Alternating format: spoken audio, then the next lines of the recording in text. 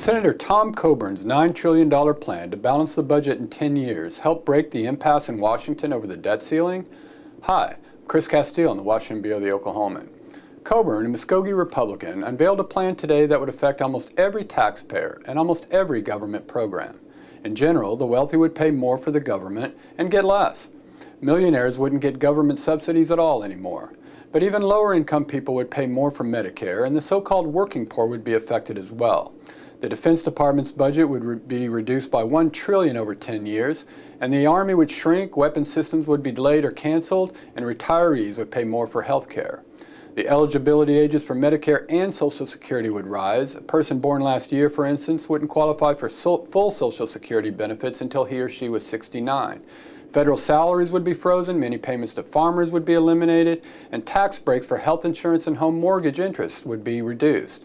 Overall, the size of the government would be cut by 25%, and the budget would be balanced in 10 years. It's a far bigger plan than President Barack Obama and congressional leaders have been discussing as a way to break the logjam over the debt ceiling, which must be increased in just a couple of weeks.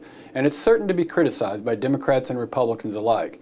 But Coburn says a plan of this size and scope is truly necessary to reverse the nation's fiscal fortunes.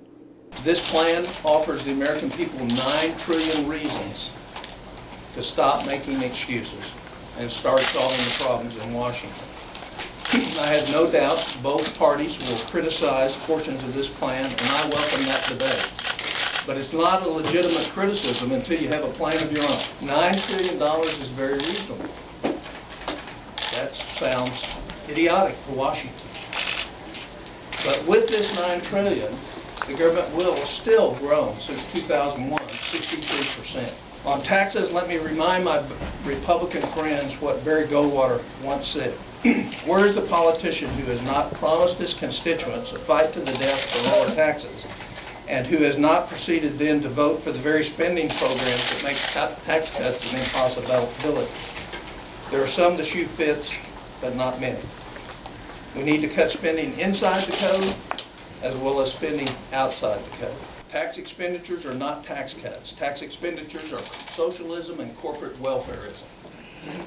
Tax expenditures are increases on anyone who does not receive the benefit or can't hire a lobbyist or special interest group to manipulate the code for their favor.